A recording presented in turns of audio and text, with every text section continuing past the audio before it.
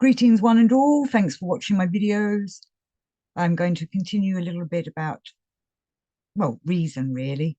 I talked about this in my last video and I'd forgotten a few things that I wanted to add to that. Because one of the, well, interesting things that Gurdjieff talks about, I think he says that the wrong use of reason is what is making humanity go downhill instead of uphill. Like, it's what's making everyone devolve instead of evolve upwards. And he talks in All and Everything on page 417. So he's talking about ancient times, obviously. The Greeks were the cause why the reasons of the free brain beings there began gradually to degenerate and ultimately become so degenerate that among contemporary beings, it is already, as our dear Mullah Nasir ad-Din says, a real mill for nonsense. And I kind of feel like a real mill for nonsense is still going on now out there in the world. As you know, Mullah Nasir ad-Din comes out with all these wonderful sayings and little analogies of our life and how we're all living it that are quite amusing. But some of them you have to really ponder on. But a mill of nonsense seems to be quite acceptable, I think. Reminds me of William Blake and his concern about all the mills of industry taking over. And I should have looked that quote up before I started talking, really. But William Blake was very concerned about how the satanic mills were taking over the well, Albion, England, and obviously it's happening across the world. But why the Greeks? Was Gurdjieff saying this? Well, I suppose the Greeks did bring us many of the great philosophers that help us with our way of thinking in this world. But a lot of them that are the quite famous ones, like Plato and Aristotle, did they bring a spiritual way of thinking into all of their philosophies? And this is what we're trying to do, bring in a spiritual, soulful way to our lives, isn't it? And to our thinking and our feeling and our being. And you can look at the Greek philosophers and see that that didn't always come through what they were saying. That didn't always seem to be, they were trying to be too rationalistic and come from reason. And has that held us humans back from evolving? Too much reason? You know, a lot of people talk about the Great Reformation that came, and with that came the age of rationality. Has it made people lose contact with their connection with the divine, with this planet? Or are they looking for too much of a scientific, rational point of view as to their existence, where from the Gurdjieff point of view, we're looking at a holistic whole, everything, our connection to Mother Earth, to the other animals, to the other humans, to the other hierarchy of all the angels and the archangels that goes on all the way up in our connection to the divine source. And Gurdjieff goes on to say, whatever may have been said in these two teachings about the soul, and whatever maleficent means have been prepared for the gradual transformation of the reason of their descendants into a veritable mill of nonsense, these learned beings dispersed and began to propagate everywhere like contagious bacilli all those notions. And he's talking about Babylon there. I quite like the age of Babylon. I'm quite into my Sumerian kings and gods and pharaoh. Well, no, not pharaohs, that's Egyptian. But Babylon's again another quite mixture. The beautiful gardens of Babylon. So they had some kind of connection with plant life and what was going on there. I don't know if you can hear, but my neighbours are arguing. You might, hopefully, you can't hear it on there. Ah, the old demonic dark entities trying to cause disruption into my videos. So he's talking about all these teachings about the soul, and that the maleficent, the dark forces will do everything they can to stop us transforming. We have to be aware of that. We'll be coming up against that kind of thing all the time. We'll be coming up against people will be put in our way, incidents will be put in our way, doubt will be put in our way, and even rational thinking will be put in our way. They'll try to make us look at this in a rational way. And one of the things I was quite concerned about with New World Order is that they'll probably try and either bring in a one world religion, or they will try and tell us that religion's for those people that aren't quite connected with everybody else. You know, all these spiritual people that think there's more to life than just this rational world. They're not really all right and won't fit in with us. And, you know, they'll probably come up with some medicine or medication to keep us all sedated so that we don't have that kind of connection. Who knows? Hopefully that won't happen ever. And I'm just doing a little bit of fear mongering there. But instead, we can change them thought forms round and make sure that our kind of thinking lives on and out there, and you know, buffer against their nefarious, maleficent, dark ideas of breaking our connection to the divine, which is the dark forces mission. You know, go and read Job. That's what it's all about. It was a game. It's kind of like a game between the good and the bad. You know, where does the human's the pawn in between? Where will the human go? What side will the human take? Will we stay true and believe in a divine source that never really interacts, because that divine source has given that human free will to do what one wants? Or will she be tempted by a dark entity that will come in and tempt them away and tell them, oh, you don't need to believe in a God. There is no God. Just live your life. And, you know, don't worry about your soul. There is no soul. You know, these kind of tricks will be put upon us all the time. But I wanted to go on and say about paradise, because Gurdjieff kind of poo-poos paradise sometimes. And he again blames the ancients for bringing that idea to us. And he says on pages 1238 of All and Everything, the confusion in the minds of the initiated beings of the planet Earth of that time occurred, in my opinion, chiefly because of that beautiful theory of the Babylonian dualists.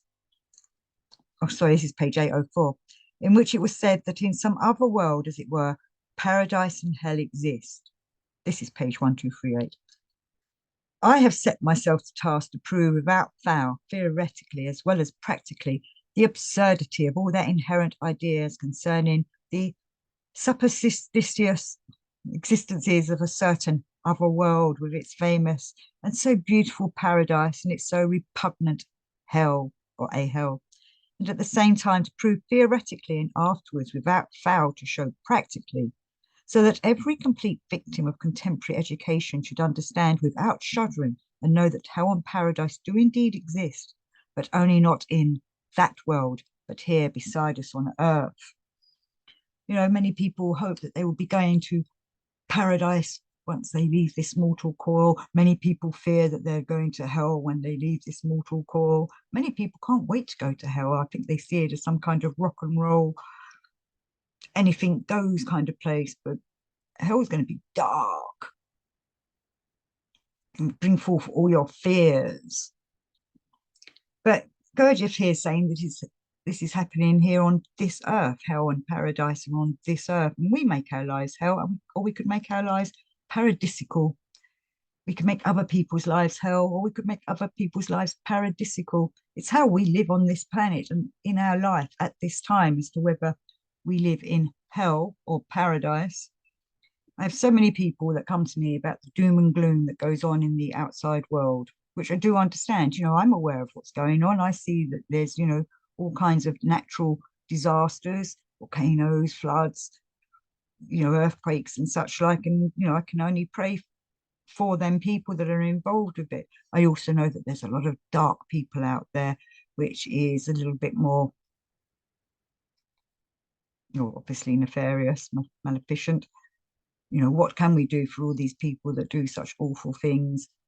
These black cults, or these people that have no concern for other people and do hideous things to others, whether it's family hurting each other.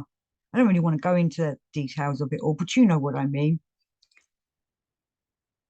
But we have to look for the joy in our lives to keep our vibrations higher. If we keep looking up all the time, all the shit that's going on and all the doom and gloom, and keep fixated on it by looking at it online and looking at it on your laptop or looking at it on your phone or reading it in the papers and talking about it all the time, and not looking for the good and the joy in this world, you're going to bring yourself down into their negative vibrations. I used to want to save the world, as we all do at some point. If we're doing this kind of path, we want to save the world, and we can. But I think the only way of doing it, and I think this is what Gurdjieff was telling us, was we have to work on ourselves first, improve ourselves, make ourselves harmonious and a more perfected being, and then we can shine forth that kind of radiance, and other people will be affected. It's like a ripple effect, it goes out. So we can be the ones that can bring paradise to this earth if we work on ourselves and develop ourselves and become a true human being. Obviously, it's a big task, but it's possible. This is why we're reading Gurdjieff and doing this kind of work. Other people bring hell to us. Other people create hell. We ourselves create hell sometimes, within and without. And that's when we've got to be aware of that. That's what we're doing. I've actually got my Star Wars t-shirt on. I've just realized, with the Darth Vader and Luke. And as I've said in old shows from a long time ago, you've got to be the Jedi that you want to be. Do you want to live with the dark forces, or do you want to be on the light forces side? Get your lightsaber out and make sure it's either, well, let's hope it's a light one, as in blue or green, I think Yoda had, and not the red one of the dark forces. I'd like to think my lightsaber is going to be a gold color. But anyway, be the Jedi you want to be and go forth making the paradise you want to be in. And I know I was saying about, we don't ignore the doom and gloom if we can do something about it. If we can get involved in some kind of way of making things better, do it. If you can, well, there's so many different things you could do. Working on yourself is definitely the best thing to start off with, but we can go and help out in, I don't know, some kind of charity case, whatever. Maybe giving money might make you feel better. I don't really follow the big charities, but I will help individual small type of charities. I try and, just go and do some kind of good deed and don't do it to make you feel better. You do it because you mean it. This is the other thing that kind of hit home for me, and having to tell other people. We don't do good deeds for bonus merit points for ourselves. We do them because we want to. You need to want to do it, not just because at the end of it you're going to get some kind of reward. That's another sure way to hell. And that's making a kind of a hell for yourself. Paradise is about being genuine, being real, being honest, being pure, and spreading that unconditional love, which is quite difficult with all the doom and gloom going about. I know I upset a few people because I was saying, with people that do awful things to other people, all I can do is send to them a wave of unconditional love and an awaken to conscience. If I can send that vibration out to them, maybe I'll get through their knuckle-headed dark heart.